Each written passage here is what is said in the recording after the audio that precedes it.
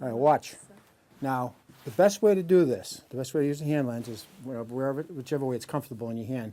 But what I do is I hold it like this, and I put my fingers like this, and I hold it right up against almost against my nose like this. And what I do is you hold the lens steady, and then you move the object, okay? It's a lot easier for you to do this than to do this. Be able to spot things, okay? So you want to hold it close to your eye. All right? Professor so-and-so. This is, I pronounce it mullein, M-U-L-L-E-I-N. Some people call it a mullein, some people call it a mullein, or I'd say mullein. Anyways, this is the one that you see on open fields, and it has a long, tall stalk to them. It's probably 4 or 5 feet tall sometimes, and it has little tiny yellow flowers along a spaded area up at the top. And this produces these incredibly, you know that, right? You felt those. You have gloves on, you can't touch it. Okay. They're like, it's like velvet, okay? And it'll produce this roseate one season, and then the following season it'll produce the stalk, which the flowers are on. And it's very, very noticeable. I mean, it's like I said, it's probably about, the stalk is about that big around, and it gets to be, I've seen them up to over 5 feet tall. So this place was just choked with all sorts of, well, as we call weeds. You know, a weed is really anything you don't want. Unloved. Yeah, an unloved plant, exactly. So so I must have a lawn that's an unloved lawn at my house then. Yeah, I have one of those right next to the cabin. Yeah, okay. Now these things we can pick because they're just going to go to, I mean,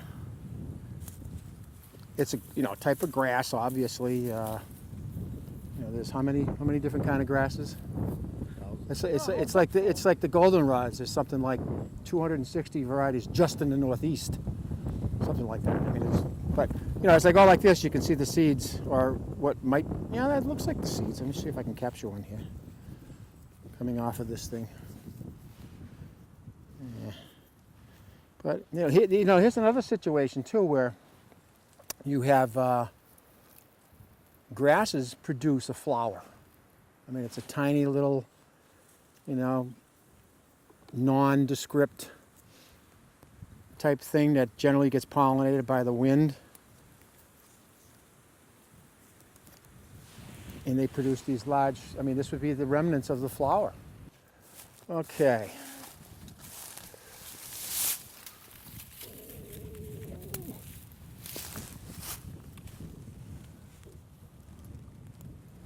Probably a goldenrod. Yes.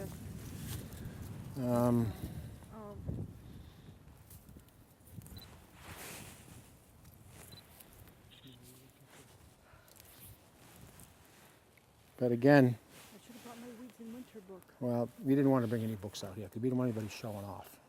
That's why we didn't bring them. I'm thinking that it's a goldenrod, only because it's so tall. I'm trying to make sure that it's not a ragweed, but I can't really distinguish here right now. Okay. But these are just the signs that you want to look for, is the dried seeds. Sometimes the stems. These are all pretty consistent right now. That's goldenrod, right there. Well, that clearly is goldenrod. Yeah, absolutely. That's a perfect example. There's more than one kind of goldenrod. Well, there's a bunch. There's an enormous amount, actually. And a lot of them are native, they're native plants. Some aren't, though. And that's the thing that we run into, is you have such a mix of different plants now. And that's a big concern of a lot of conservation-based groups, is the invasives. We have a couple of biotechs here at the refuge that work specifically on invasive species, whether they be insects, all the way up to the Norway maple. So it's a consistent battle where, I always used to use the example of the starling. in the late 1800s when the guy released 100 starlings in Central Park in New York because he was a Shakespeare fan. And starlings were mentioned in one of Shakespeare's plays, so he set 100 of these guys loose. And now today, in this day and age, we have every single state, every province of Canada, Mexico has gazillions of starlings because there was really no natural enemy to them. And they just grew and spread. And now they're here and they take over the nesting habitats of a lot of our native guys.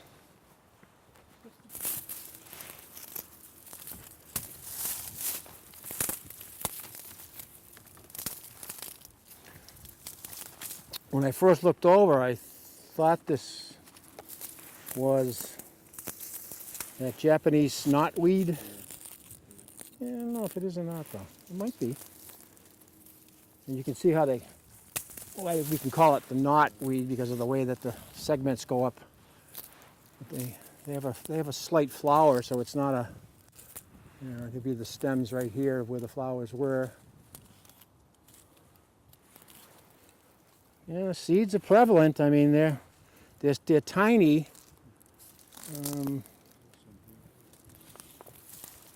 Tiny and round, sort of.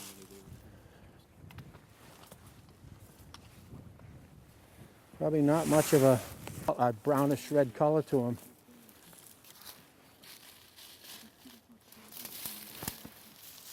Now the real easy thing will be I'll come back down here in the spring, late spring, early summer, and I'll be able to see exactly what it is. But it's a pretty good indication of, here's a whole bunch of seeds sitting here that may or may not be food for somebody. And these, Everybody knows what this is, right? See that? High bush blueberry. Guess we're not going to see any blueberries on this, are we? We're trying to get people to plant this bush instead of the Yeah, that's right. It has a very character bush, mottled plants and flowers. And weeds. I have to tell you this story. When I first got hired here last June, I forgot where we were, but I think it was over at Oxbow, and I was telling my supervisor, Susan.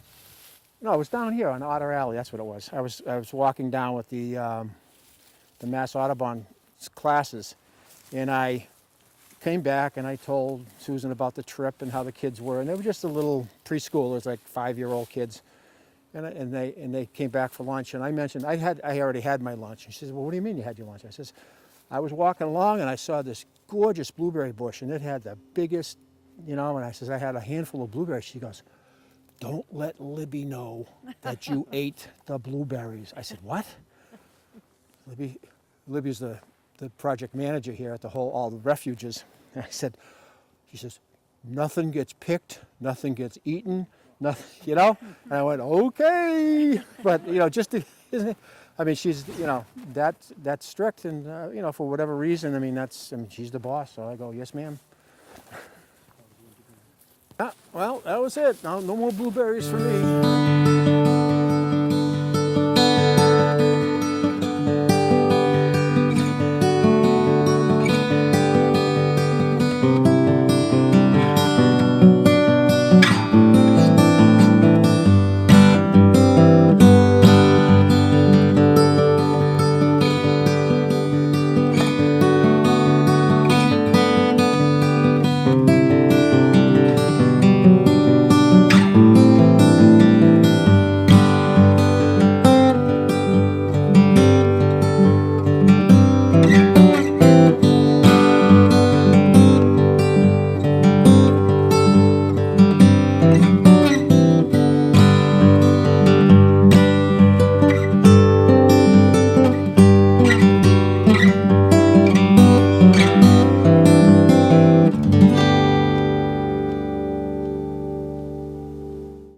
Got the usual culprits here.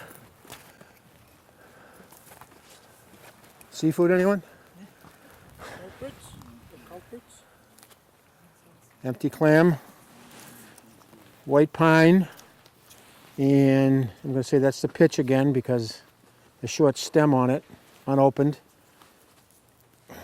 You know, another area, you know, I was just looking at these, Staghorn. the moss here. You know, there's so many different mosses and And moss, what is it? sphagnum, yeah. Yes, that's used for diapers. Yep, it's nice absorption. You use colonial time. You can just, like a sponge, the sphagnums. Or the, yeah, the You arm. get into a bog area, you can just, the whole area is, Yeah. you ever been on one of those things? And Yeah, they bounce up and down.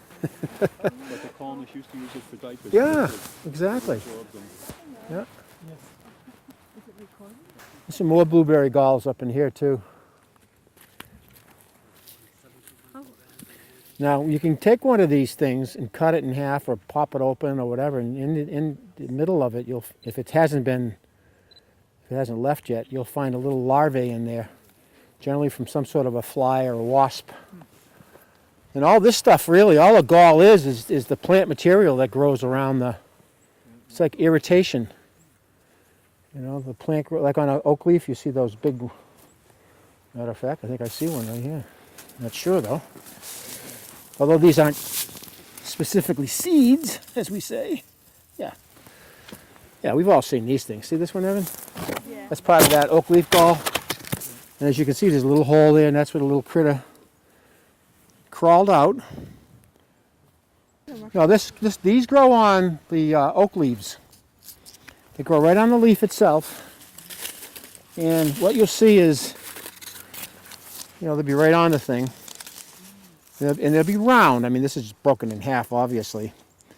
And what it was is a type of wasp laid its egg on the leaf.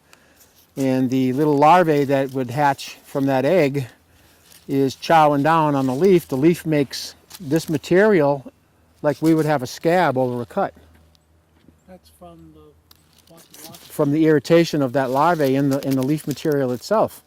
And most of, like you see those up on the trail there on the sidewalk, we had that oak tree with the big bole on it, the B-O-L-E, generally caused by some irritation, by some sort of an insect or something. And the tree just keeps growing this stuff around it and around it, you know?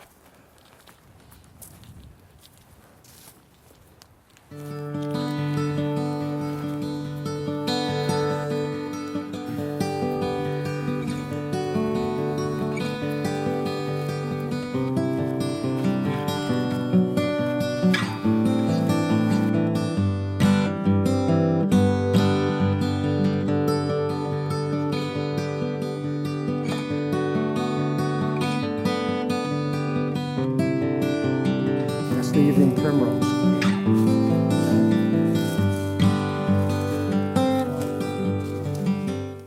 Actually, yeah, they actually start to. It's kind of funny what happens when you see them, And they smell nice. and they are good. Yeah, it's like chicory. Yellow. It's You know, the blue flower, you always see it on like distressed areas.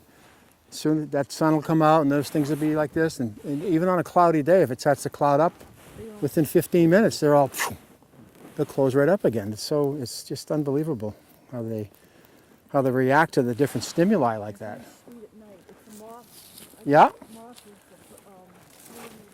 the, We actually have bats that pollinate certain plants. I don't know if we have any around here that do it, but I know in the country, you know, the bats around here basically are insectivores. You have the fruit bats, Yeah. which will eat the fruit, obviously, and they're pretty big. The fox bats are pretty big. They'll eat fruits. They'll also nibble on, you know, protein sources. It's like hummingbirds. A lot of people say a hummingbird, all it does is get the nectar from the flower, but they actually eat the little critters that you'll find on the flowers as well, because they need to have that protein source, you know, for development and so forth. So, oh, the white nose? Yeah. Oh, yeah, in the Northeast. Is that around here? Yeah, it's very prevalent in upstate New York, up through New England. Yeah, it's been quite a nasty thing that's been going on with them. They determine it to be a fungus. It disturbs their sleep, which it's sort of like being awakened and, you know, sleepwalking. You know, they happen to wander out. They fly out into the winter night, and you know, they just don't make it because of the cold, and they're not eating, so the metabolism is still very low. They're in that very subdued state. And What did you say, was it deer fungus? no, it's what we call the white nose fungus, they call it. I know, yeah. Yeah, and it appears to be a type of fungus that thrives in cooler climate type habitats. So they say it's kind of a cold or a cool temperature loving fungus. So when bats are in their caves and in these other places, then they're generally cooler than, and so they become susceptible to it. So how does it get in there? People think it may have been transferred by just people's boots, from walking from one cave to another or from one place to another. So, you know, it's just one of those things that happens that you can never figure out. So, all right. Now we have a bunch of different kind of clovers around, right? You familiar with the rabbitfoot's clover? No? It's kind of a neat thing. I know there's some up around the center. Actually, what happens is at the end of the flower on that clover it sort of looks like a little rabbit's foot, but very tiny. So, oh, here's a real good example of the Pisipawa. Oh, yeah. And you can see the little seed berry pods right there. That's a real good. That's nice. That's a good sample. That's a good sample. Yeah, that's a good sample right there. Sometimes we get lucky. We get the old blind squirrel syndrome.